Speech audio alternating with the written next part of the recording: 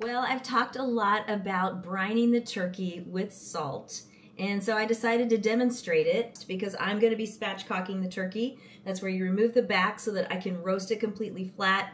That is the way that I've been able to get the breast meat and the dark meat done at the same time, a crisp skin all over, and it's so much faster, and the result is really succulent and great. So it's definitely worth checking out this technique. The first thing I'm gonna do is spatchcock it, and I need to be about 3 feet taller to have better leverage, but it's going well.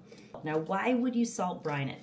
What you're gonna get is over, in my case, 3 days in the refrigerator, you're gonna get the salt infusing into the flesh and then actually creating kind of an osmosis to where the moisture, it all kind of soaks back into the bird, or a whole lot of it does. And so that's how you end up with this really nice texture, juicy, even on the white meat. So that's really, really great. And voila.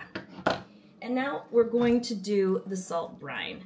So what you want is about a tablespoon of salt, kosher salt, Diamond Crystal kosher salt is what I use. When you're going to ultimately roast it, you're going to want to squish it down, flatten the bird out a good bit. So that means that you break through the breastbone just a bit in order to get a nice, flat, exposed surface. Because the flatter I am, the more surface area I get for lots and lots of crispiness to the skin.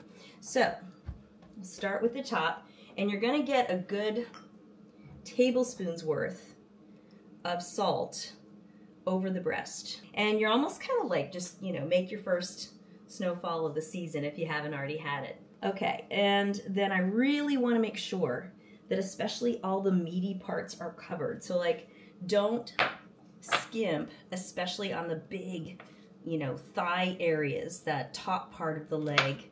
Yes, the bottom part of the leg is super meaty as well. Want to make sure I get really good coverage there. And there's a little crevices here on the side. That part of the breast is going to be just as good as the rest. So I want to make sure to get in there. And then I'm going to turn it over and get the inside and the rest of the thigh, this side of the thigh. Kind of move my wingtip there. And then this is going to go into a brining bag, which is a giant plastic bag that you can seal.